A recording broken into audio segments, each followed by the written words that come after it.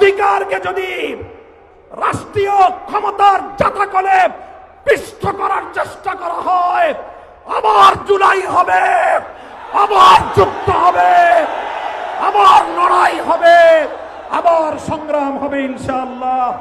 আসসালামু আলাইকুম ওয়া রাহমাতুল্লাহ। আলহামদুলিল্লাহি ওয়া কাফা ওয়া সালামুন আলা ইবাদিহিল্লাযীনা ইসতাফা। আম্মা বা'দ, ফাআউযু বিল্লাহি মিনাশ শাইতানির রাজীম। বিসমিল্লাহির রাহমানির রহিম। ولا تحسبن الله غافلا عما يعمل الظالمون صدق الله العظيم। আজ 24 এপ্রিল 2026 ঐতিহাসিক সোহরাওয়ার্দী উদ্যানে আয়োজিত বাংলাদেশ খেলাফত মজলিসের ডাকে অনুষ্ঠিত গণভোটের রায় বাস্তবায়নের দাবিতে ঐতিহাসিক গণসমাবেশে উপস্থিত সংগ্রামী নেতৃবৃন্দ, বাংলাদেশ জাতীয় সংসদের বিরোধী দলীয় নেতা, বাংলাদেশ জামাতে ইসলামী ও 11 দলীয় ঐক্যের শীর্ষ নেতা জনাব ডাক্তার শফিকুর রহমান, উপস্থিত জুলাই বিপ্লবের অগ্রসেনানী জাতীয় নাগরিক পার্টির সংগ্রামী আহ্বায়ক, জাতীয় সংসদে বিরোধী দলীয় চিফ হুইপ জনাব নাহিদ ইসলাম, উপস্থিত বাংলাদেশের মুক্তিযুদ্ধের অন্যতম শীর্ষ নেতৃত্বের অধিকারী, রণাঙ্গনের মহানায়ক জনাব ডক্টর কর্নেল অলি আহমদ বীর বিক্রম, উপস্থিত 11 দলীয় অন্যান্য শীর্ষ নেতৃবৃন্দ, বাংলাদেশ খেলাফত মজলিসের নায়েবে আমির, যুগ্ম মহাসচিব বৃন্দ, মহাসচিব সহ অন্যান্য নেতৃবৃন্দ, সংগ্রামী বাংলাদেশ খেলাফত মজলিসের সর্বস্তরের নেতাকর্মী ও আমার প্রাণপ্রিয় দেশবাসী, আজকে ত্রয়োদশ জাতীয় সংসদ নির্বাচন এবং বাংলাদেশে চতুর্থবারের মতো সংগঠিত গণভোট অনুষ্ঠানের 3 মাসের মাথায় ঢাকার প্রাণ কেন্দ্রে আমাদেরকে গণভোটের রায় বাস্তবায়নের দাবি নিয়ে সমাবেশ করতে হচ্ছে। আমি মনে করি এটি বর্তমান ক্ষমতাসীন সরকারের জন্য লজ্জা এবং পরিতাপের বিষয়, তাদের জন্য একটি কলঙ্কজনক অধ্যায়। সংগ্রামী সাথী ও বন্ধুগণ, জুলাই বিপ্লব পরবর্তী এই বাংলাদেশের মাটিতে দাঁড়িয়ে আজকে আমি স্মরণ করছি বাংলাদেশের সেই সকল অকুতোভয় বীর সেনানীদেরকে যারা এই স্বাধীন সার্বভৌম জাতিসত্তার ভিত্তিতে একটি বাংলাদেশ গঠন করার জন্য যুগে যুগে রক্ত দিয়েছে। সেই ব্রিটিশ বিরোধী আন্দোলনে 1831 সালের বালাকোট,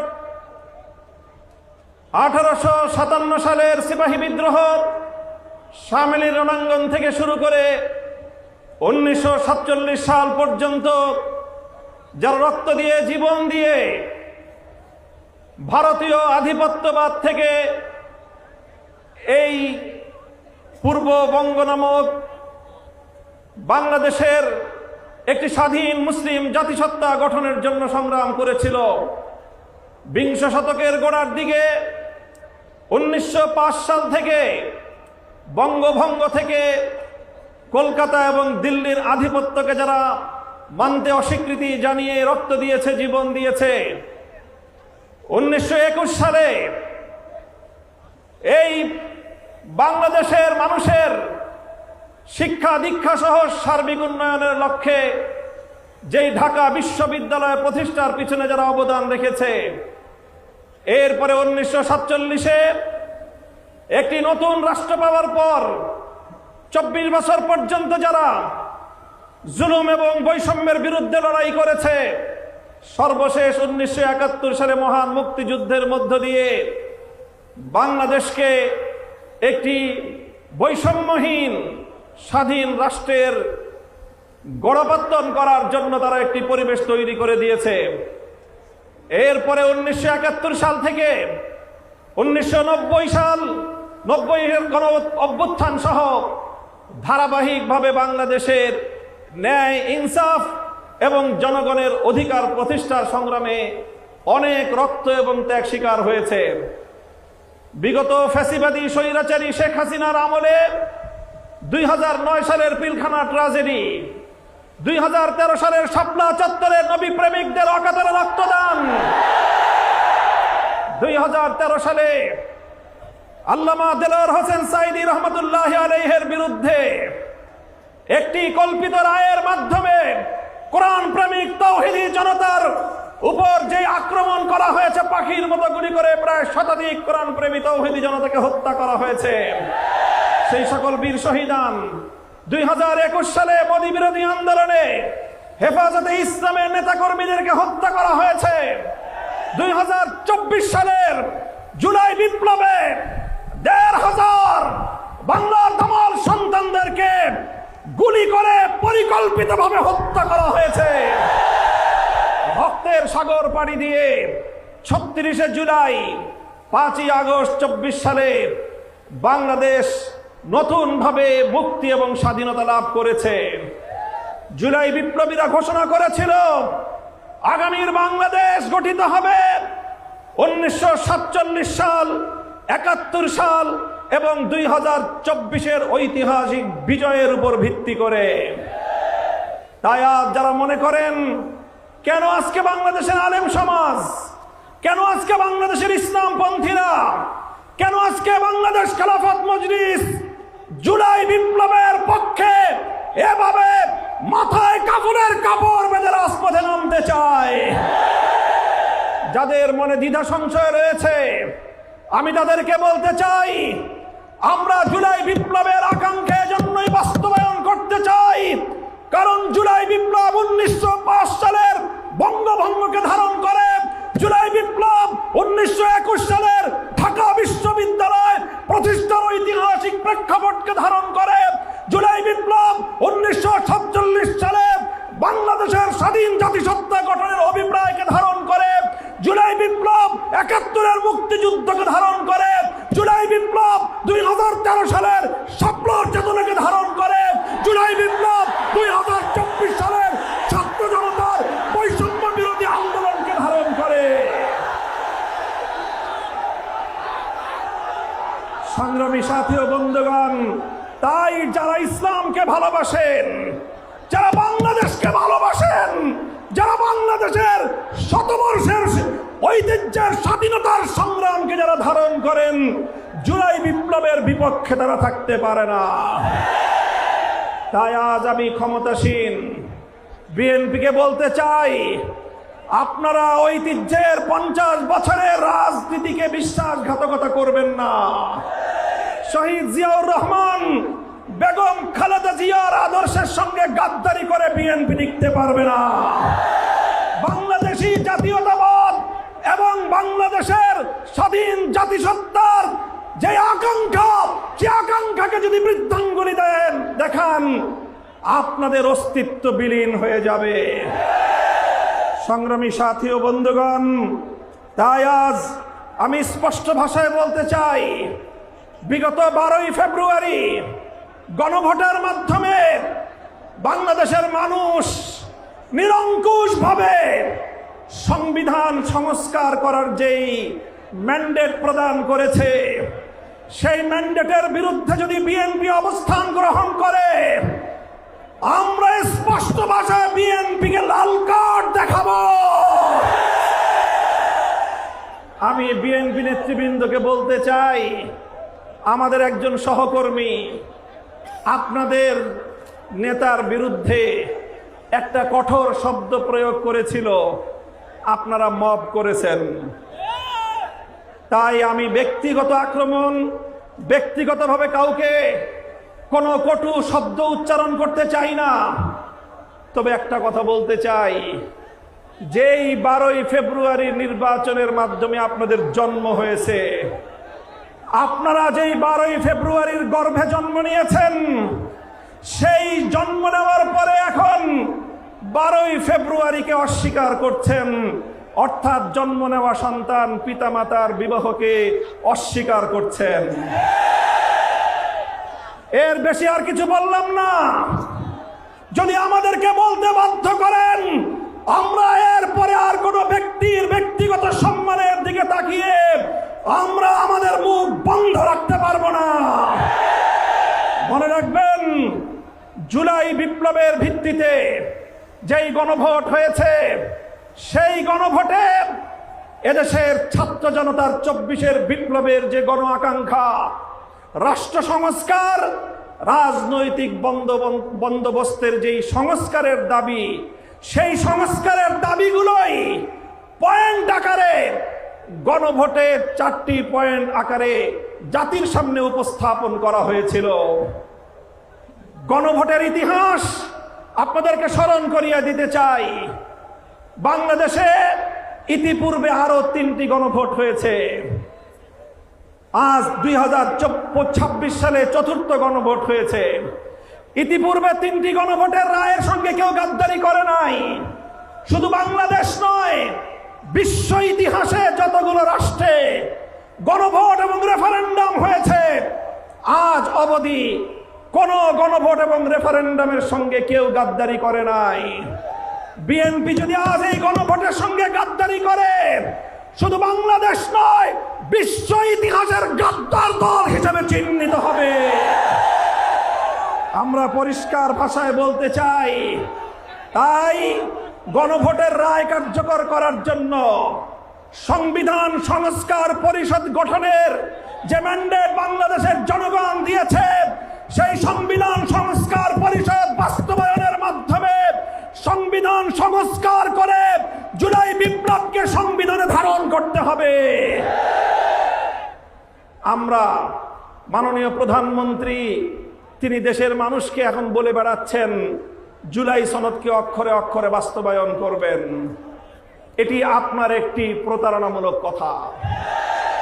আপনারা জুলাই সনদ নয়, বরং আপনাদের নোট অফ ডিসেন্ট আপনারা বাস্তবায়ন করতে চান। আপনারা বিসমিল্লাহির রহমানির রহিম সংবিধানে আল্লাহর উপর অবিচল আস্থা এবং বিশ্বাস, রাষ্ট্র ধর্ম ইসলাম, এগুলোকে সংবিধানের মূল নীতি হিসেবে স্থায়ীভাবে জায়গা দিতে চান না। আপনারা এমন ভাবে এগুলোকে সংবিধানে রাখতে চান যে কোনো মুহূর্তে আবার খায়রুল হকদের মতো কোন বিচারপতি কলমের খোঁচা দিয়ে এগুলোকে সংবিধান থেকে মুছে ফেলতে পারে। তাই আমরা সংশোধনীর মাধ্যমে নয়, সংস্কারের মাধ্যমে জাতীয় সংবিধানে স্থায়ীভাবে জুলাই সনদের স্পিরিট বাস্তবায়নের দাবি করতে চাই। আমরা পরিষ্কার ভাষায় বলি, আজ বাংলাদেশের ক্ষমতাসীন মহল বিভিন্ন ক্ষেত্রে ব্যর্থতার যেই মহা প্রদর্শনী করে চলেছে, কূটনৈতিক ব্যর্থতা আজকে তাদের দিবালোকের ন্যায় পরিষ্কার।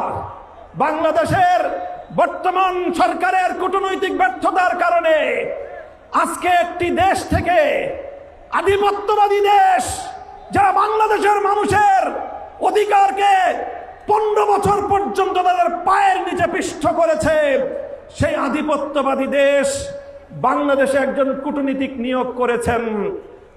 বিশ্ব ইতিহাসের সকল কূটনৈতিক সভ্যতা এবং ভদ্রতার শালীনতাকে, রেওয়াজকে উপেক্ষা করে তাদের একজন দলীয় এজেন্ডা বাস্তবায়নকারীকে বাংলাদেশে সেই বিজেপির দলীয় এজেন্ডা বাস্তবায়ন করার জন্য কূটনৈতিক হিসেবে বাংলাদেশে নিয়োগ দিয়েছে।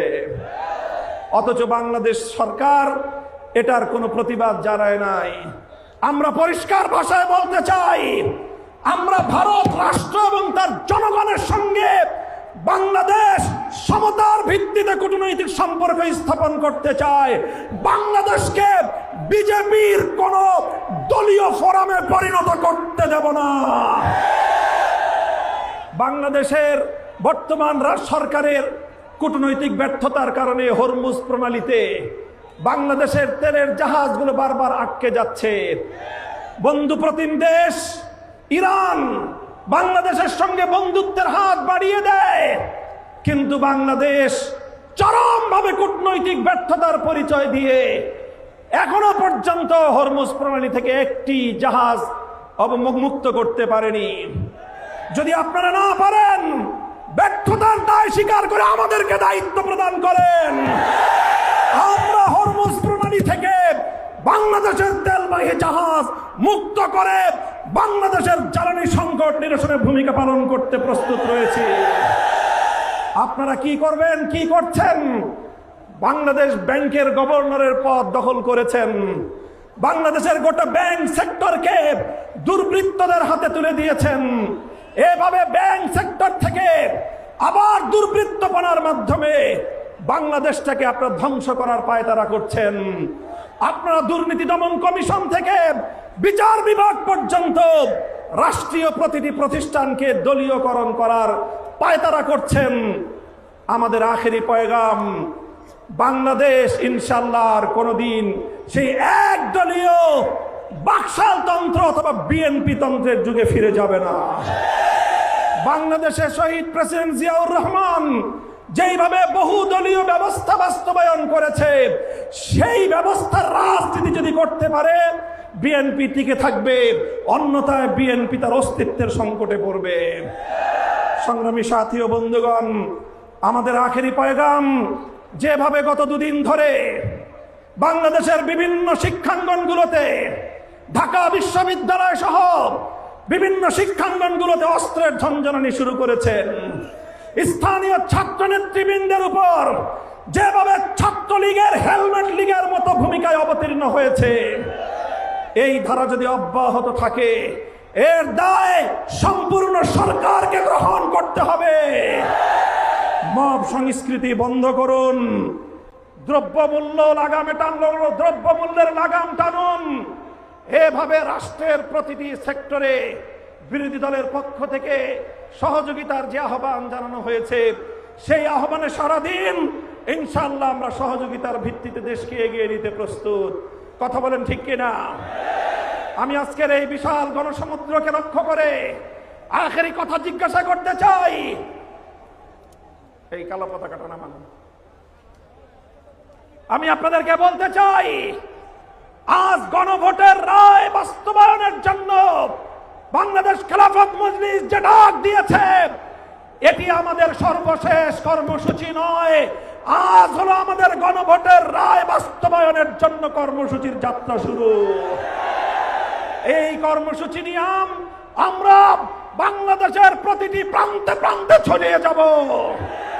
তাই আমি কর্মসূচি ঘোষণা করছি, আগামী 3 মাস, মে, জুন, রক্তাক্ত জুলাই, বাংলাদেশের প্রতিটি জেলায় জেলায় গণভোটের রায় বাস্তবায়ন এবং দেশের অন্যান্য চলমান সংকট নিরসনের দাবিতে বাংলাদেশ খেলাফত মজলিস জেলায় জেলায় নাগরিক সমাবেশ করবার ঘোষণা দিচ্ছে।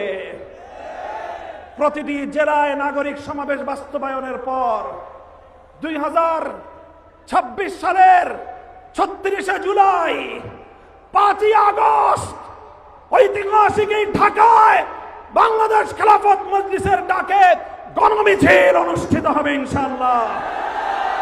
কর্মসূচিগুলো আপনারা বাস্তবায়ন করবেন তো ইনশাআল্লাহ? আমরা আমাদের আবার আখেরি পয়গাম দিয়ে যেতে চাই, এই গণভোটের রায়ের সঙ্গে যদি বিশ্বাসঘাতকতা করা হয়, জনগণের অধিকারকে যদি রাষ্ট্রীয় ক্ষমতার জাতাকলে পিষ্ট করার চেষ্টা করা হয়, আবার জুলাই হবে, আবার যুদ্ধ হবে, আবার লড়াই হবে, আবার সংগ্রাম হবে ইনশাআল্লাহ।